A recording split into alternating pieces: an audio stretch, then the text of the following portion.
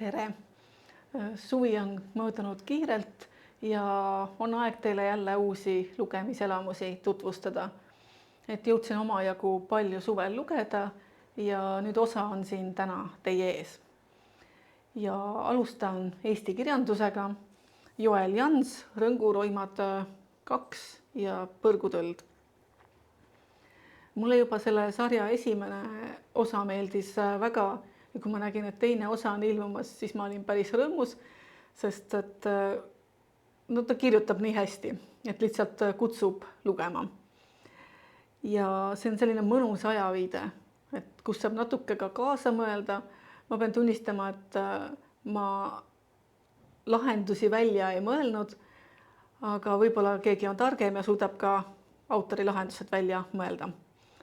Igatahes see Põrgutõld koosneb siis ka 3 erinevast jutustusest, kus siis neid kriminaalseid lugusid lahendab Rõngu pastor Aleksander Lents. Ja tegevus toimub siis aastatel 1804 kuni 1810, nii et selline ajalooline krimka. Ja nagu juba öeldud, siis 3 juttu, igas jutus on erinevad juhtumid ja siin puutub see pastor siis kokku erinevate uskumustega, mis siis Eesti talurahva seas levisid ja ka siis nii-öelda saatanaga, vähemalt külainimesed ja kohalikud usuvad, et ühel juhtumil on need inimesed mõrvanud saatan ise. Ja siin on erinevaid nõidu ja igast muud sellist, aga see pastor on küllaltki maine tegelane, ta ei usu selliseid rahvapärimuse lugusid ja veel vähem usub ta seda, et saatan need inimesed teise ilma saatis. Ja ta uurib neid, suhtleb külaelanikega ja see suhtlus on selline muhe ja selline mõnus lugeda. Ja raamat haarab tõesti kergelt kaasa ja ma tegelikult väga ei püüdnudki mõistatada, kes süüdi on. Ma lihtsalt lugesin mõnuga ja lihtsalt nautisin autori süžeed. Igatahes soovitan kindlasti lugeda. Mulle meeldis ka see, et autor on kasutanud oma lugudes siis rahvapärimust ja kasutanud ka arhiivmaterjale ja erinevaid vallakohtu protokolle. Et see andis raamatule väga palju juurde ja muidugi ta kirjutab nii hästi, et ma loodan tõesti, et sellele ilmub ka 3. osa. Selline hästi mõnus, kui krimka kohta võib mõnus öelda, selline ei ole väga vägivaldne, aga see sellegipoolest kaasa haarab. Selle eest järgmine raamat on mul neile, kes eelistavad sellist vägivaldsemat krimi, sest järgmine on tõesti päris vägivaldne. Et Sebastian Fitzek kinnimõistetu ja seda ma nõrganärvilistele ei soovita. Et ta on tõesti uskumatult vägivaldne, et ma poleks oodanudki. Aga ta on selline sünge põnevik, psühholoogiline põnevik, kus siis peategelaseks on psühhopaat Guido Tramnitz, vähemalt üks peategelastest. Et see psühhopaat on siis tapnud mõned lapsed ja 1 lapsevanema. Ta on need ka kõik üles tunnistanud ja ta viibib kinnipidamisasutuses. Mitte päris vanglas, sest ta on tunnistatud vaimselt haigeks ja igatahes seal ta viibib ja siis 1 lapse isa 6-aastase Maxi röövimist ja tapmist ta ei ole üles tunnistanud. Aga selle Maxi isa ei suuda sellega leppida, et ta ei tea, mis tema pojaga juhtus ja ta palub enda naise vennal mõelda siis endale fiktiivne haiguslugu välja, et siis sinna asutusse sisse pääseda ja siis sellelt psühhopaadilt endalt küsida, et mis tema pojaga siis sai. Ja igatahes ühel hetkel see isa ongi seal kinnises asutuses, ta isegi pääseb sellele Guido Tramnitsale ligi ja mis sellest kõigest välja tuleb, et seda saab lugeda siit. Et tõesti ta on vägivaldne ja eriti just need, kes ei salli vägivalda laste vastu, aga teised, kes ei ole nii nõrganärvilised, siis nendele soovitan küll lugeda, et ta on põnev, ta on kaasahaarav, tal on väga palju ootamatusi, et see lõpplahendus oli täiesti uskumatu, et ma ise ei oleks selle peale kunagi tulnud, et sellist lõpplahendust teha. Igatahes äärmiselt põnev, aga samas ka äärmiselt vägivaldne. Nii et kõigile kindlasti ei sobi, aga kes ei pelga ka selliseid hullemaid raamatuid, siis nendele kindlasti soovitan. Et selline psühholoogiline põnevik, et kuni lõpuni välja. Aga järgmiseks on mul palju leebem lugu. On siis Sally Rooney Intermezzo. Ja see on olemas Overdrive'is nii e-raamatuna kui audioraamatuna. Ja e-raamat oli praegu kättesaadav, audioraamat välja laenatud. Ja leiab siis selle Overdrive'ist tallinnaraamatukogud.overdrive.com. Ja see on esimene Sally Rooney raamat, mis ma lugenud olen. Ja mul on kahetised tunded tegelikult selle raamatuga. Ühelt poolt mulle ta meeldib ja teiselt poolt ma ei kipu Sally Rooney raamatuid praegu rohkem kätte võtma. Ja sisu poolest meeldis see mulle väga, aga see vormi poolest oli väga väsitav lugemine, sest ta ei kasuta tekstis jutumärke. Dialoogid on ka kohati segamini selle ühtse tekstiga, nii et peab väga tähelepanelikult lugema. Lõigud on kohati päris pikad, et see tegi kohati selle keskendumise natuke keeruliseks. Aga sisu oli väga hea, et siin on peategelasteks 2 venda, Peter ja Ivan Koubek, kes siis elavad oma elu üsna eraldi. See raamat algab nende isa matustega ja nad on tõesti erinevad. Peter on 10 aastat Ivanist vanem, ta on advokaat, enda koha juba elus leidnud ja ta on hästi selline hea suhtleja, saab kõigiga läbi, tal kõik sujub nagu hästi. Siis Ivan on omamoodi malegeenius ja Peteri meelest ei oska ta inimestega eriti suhelda, et siis sellised vastuolud juba 2 venna vahel tulevad ja nende see suhtlus ei ole eriti hea. Siin on perekondlik taust on siin ka taga, et sellest saate siin lugeda. Ja see ongi põhimõtteliselt nende 2 venna lugu, kuidas nad omavahel suhtlevad või ei suhtle. Siis on nendel mõlemal vennal on kaaslased. Nende elust saab siin teada, et selline hästi südamlikult kirjutatud lugu, mis tegelikult läks hinge. Ainult see vorm ei sobinud mulle, et siin on need peatükid on ka tegelikult erinevalt kirjutatud. Et Peteri omad on sellised hakitud lühilaused, hüplik ja Ivani omad selle vastandina on siis ladusad. Laused on sellised pikad, sujuvad ja seda on parem lugeda. Et kui ma selle raamatu olin lõpetanud, siis ma taipasingi, et need peatükid kirjastiilid ka tegelikult kirjeldavad nende vendade elu.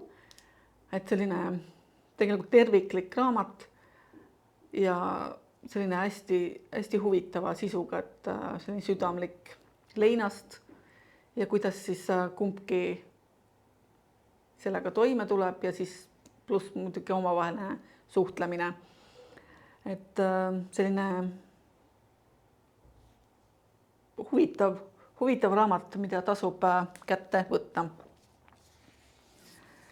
Ja järgmine on jälle selline põnev krimka, mis on siis Frida McFadden Kokkupõrge ja see on ka Overdrive'is audioraamatuna olemas, kes tahab kuulata inglise keeles siis ja see intermezzo oli ka inglise keeles.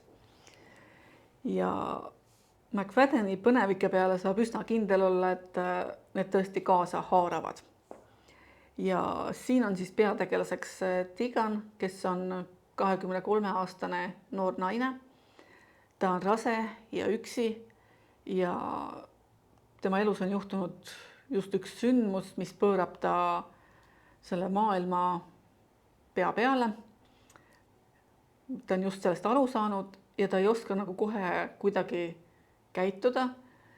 Tema vend kutsub ta enda juurde kuni sünnituseni nii-öelda aega veetma seal ja Tegan otsustabki minna, mis siis, et parajasti hakkab pihta lumetorm. Ja ta teeb seal lumetormis avarii ja ta jääb sinna autosse lõksu. Ja ta pahklu saab viga, nii et ta ei saa nagu ise sealt autost välja ja ta ei tea ka, mida teha, sest ta ei saa kellegagi ühendust võtta.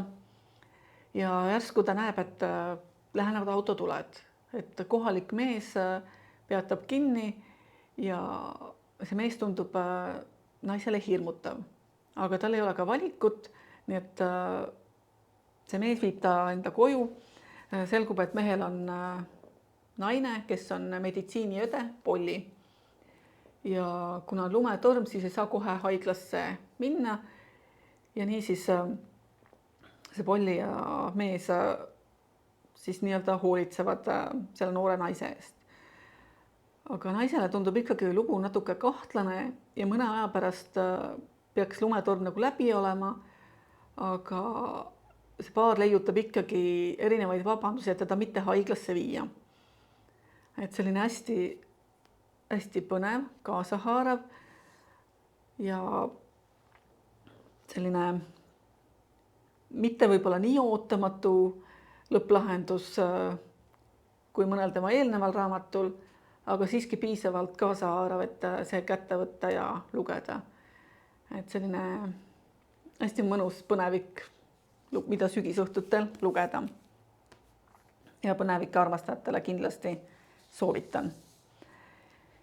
Ja järgmine on jälle üks raamat, mille tegevus algab matustega.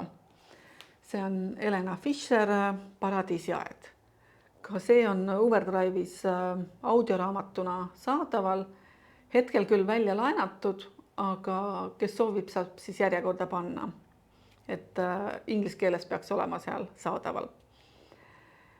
Siin on siis raamatu peategelaseks 14-aastane Billy ja nagu öeldud, siis tegevus algab sellest, kuidas ta on oma ema matustel.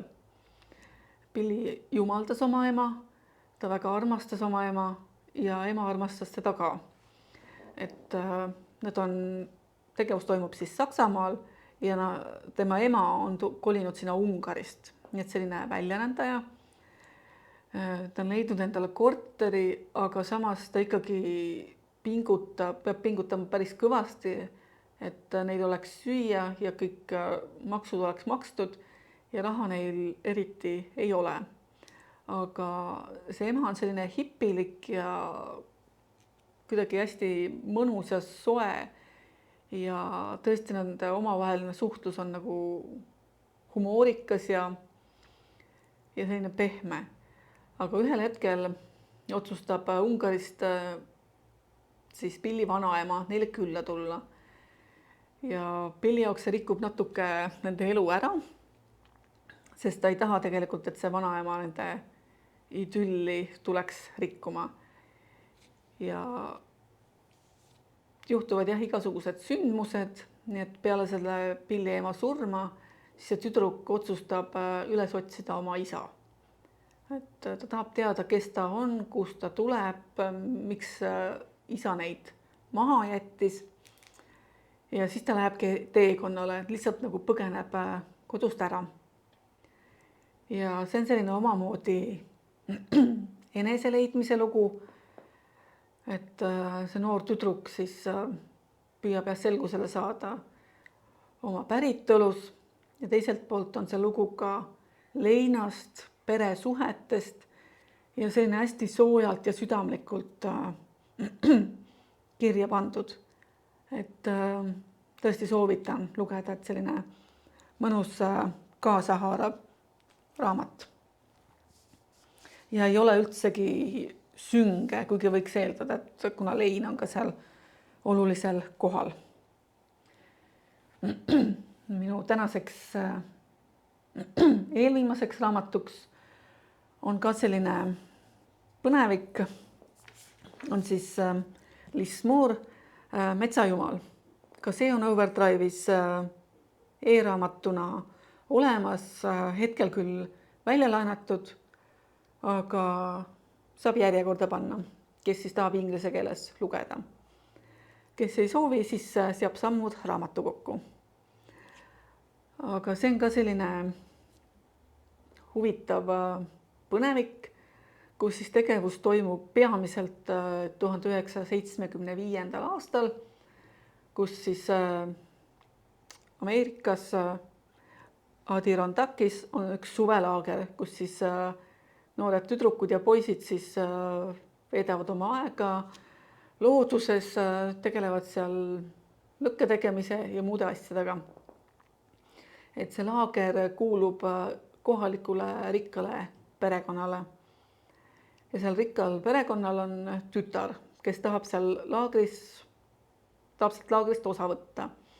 Tema vanemad on alguses sellele vastu, aga tüdruk suudab nad ümber veenda.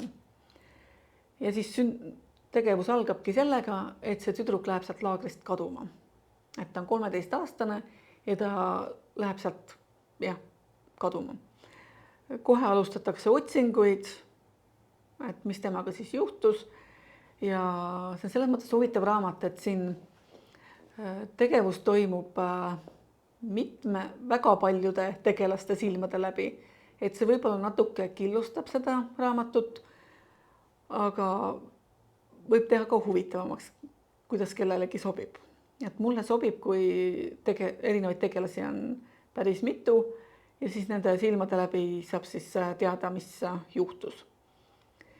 Ja selle perekonnaga juhtus 14 aastat tagasi umbes sama lugu, kus nende väike poeg Karu läks siis kaduma sinna samasse metsa.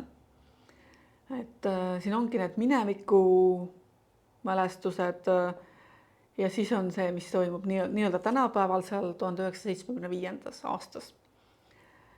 Et on siis selle tüdruku enda pilgu läbi, siis on seal üks tema see laagrikaaslane, siis on tema ema seal ja uurija ja neid tegelasi oli seal veel. Ja see on hästi põnevik, mis minu algus küll on üsna rahumeelne, et sissejuhatus on küllalt pikk, et selgitada seda tausta. Ja alguses võib-olla tekitas natuke segadust ka need erinevad ajalised hüpped seal raamatus, aga see õige pea nagu läks kuidagi sujuvamaks ja siis see ei seganud. Ja selline tõesti huvitav lugu, et mis siis nende lastega juhtus. See on ka tegelikult natuke etteaimatav, vähemalt minu jaoks, mis nendega juhtus, aga päris lõpuni selgust ei saanud, kuni siis lugesin raamatu lõppu. Et kuna see tegevus toimub 75. aastal peamiselt, siis siin need suhtumine naistesse, vähemalt selle pere meestegelaste poolest on kuidagi nagu keskaegne oleks.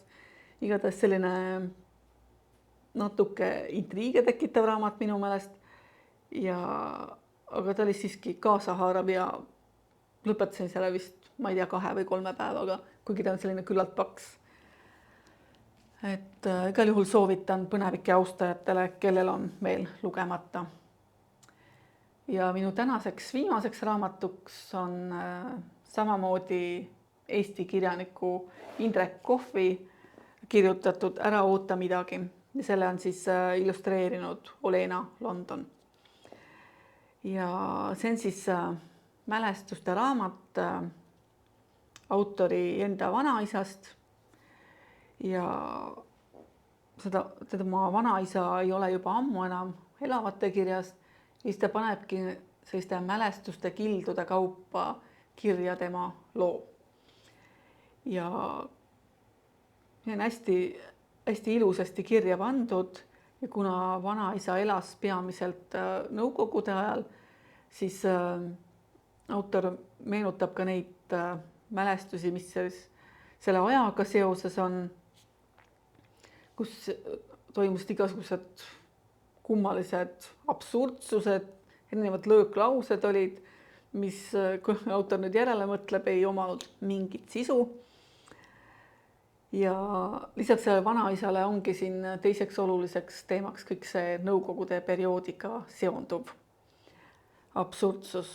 No näiteks, et riigi tagant oli okei varastada, aga eraisiku tagant mitte. Et sellised kummalised käärid siin.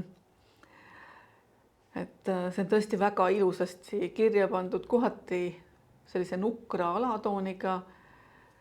Et